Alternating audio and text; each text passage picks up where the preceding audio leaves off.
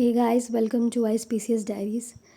जैसा कि आप सबको पता है कि यूपीएससी सीएससी मेंस 2025 का रिज़ल्ट आ चुका है एंड 11 नवंबर को ये आया था और इसमें लगभग 2500 से ज़्यादा लोगों का सिलेक्शन हुआ है। तो रही मेरे रिज़ल्ट की बात, तो जैसा कि हम जानते हैं कि मेंस जनरली काफ़ी टफ़ एग्ज़ाम होता है और उसको क्लियर करना भी काफ़ी मुश्किल होता है। और जैसे इस बार की हमने जो क्वेश्चंस देखे वो उनमें भी काफ़ी पेपर्स में जैसे GS1 में GS2 या GS3 के कुछ क्वेश्चंस भी पूछे गए, तो काफ़ी रैंडमनेस थी कुछ क्वेश्चंस में, किन्हीं पेपर्स में। सो गाइज़, मेरा सिलेक्शन इस बार नहीं हो पाया है अनफॉर्चुनेटली। जब मुझे पता चला कि मेरा नाम उस लिस्ट में नहीं है तो ऑब्वियसली थोड़ा सा बुरा लगता है, बट अब हम कुछ नहीं कर सकते बजाय कि हम अपने अगली बार की प्रिपरेशन की तरफ आगे बढ़ें और जो कमियां, जो मिस्टेक्स इस प्रिपरेशन में हुई हैं वो आगे ना हो, इसकी हमें तैयारी करनी है अब।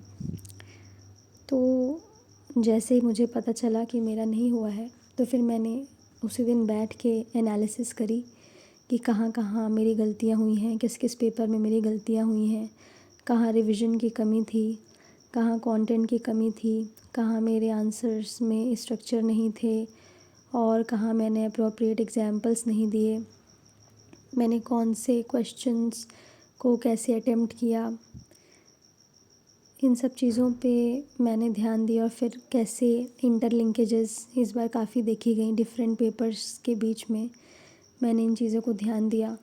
पिछली बार जैसे कि टेस्ट सीरीज़ में मैं उतने ज़्यादा क्वेश्चंस बहुत से टेस्ट सीरीज़ नहीं लगा पाई थी मैं, तो टेस्ट सीरीज़ के बारे में मैंने सर्च किया कि कैसे मैं अब अपने इस टाइम को एफिशिएंटली यूटिलाइज़ करूं, क्योंकि जैसा कि हम जानते हैं कि कंपटीशन तो ऑब्वियसली बहुत ज़्यादा है और जो लोग सेलेक्ट हुए हैं उन्होंने ऑब्वियसली कहीं ना कहीं बहुत ज़्यादा मेहनत करी होगी तभी वे सेलेक्ट हुए हैं।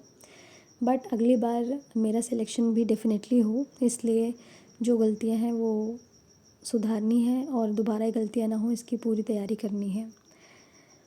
तो इसीलिए मैं आपको ये एडवाइस करूँगी कि अगर आप UPSC 2026 देने जा रहे हैं तो अभी आपके पास टाइम है।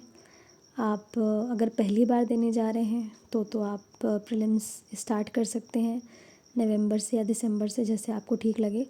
बट अगर आपका ये दूसरा या तीसरा अटेम्प्ट है और आप एक बार प्रीलिम्स दे चुके हैं तो फिर आप मेंस की तैयारी पे ही फोकस करिए, स्पेशली ऑप्शनल, क्योंकि इस बार मुझे ऐसा लगा कि कहीं ना कहीं मेरा ऑप्शनल कंपैरेटिवली थोड़ा वीक रहा और मुझे अपने ऑप्शनल पे कुछ और ज़्यादा काम करने की ज़रूरत है। तो बेसिकली सारे पेपर्स में ही काम करना है एक बार फिर से, GS1 GS2 GS3 और GS4 और ख़ासकर ऑप्शनल में।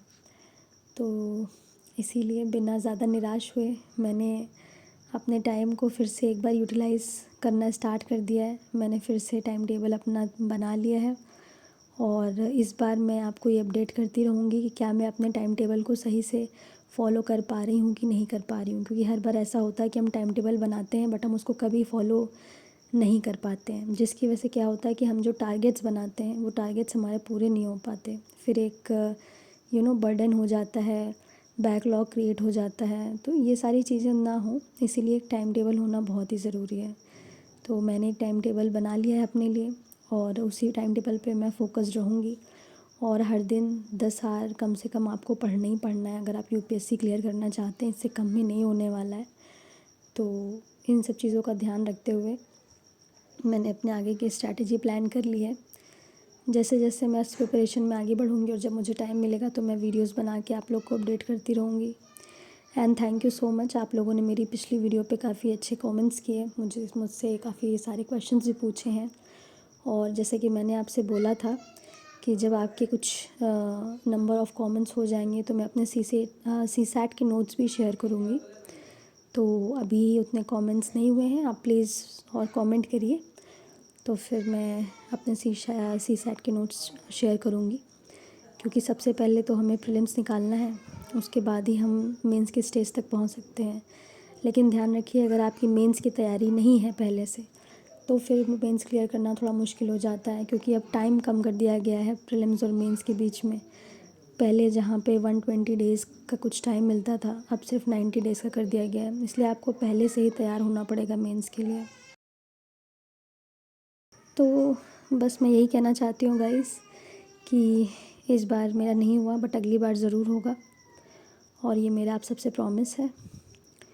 मैं अपनी सारी मिस्टेक्स को एनालाइज़ करूँगी और ठीक से काम करूँगी, और मुझे आशा है आप सब भी ऐसे ही काम करेंगे, अपनी मिस्टेक्स को एनालाइज़ करते हुए प्रीलिम्स 2026 की प्रिपरेशन करेंगे। और जहाँ पे भी हेल्प हो पाएगी मैं आपकी ज़रूर प्रीलिम्स में हेल्प करूँगी। Thank you so much guys सुनने के लिए, एंड आई होप आप सबका फ्यूचर ब्राइट रहे। Thank you guys.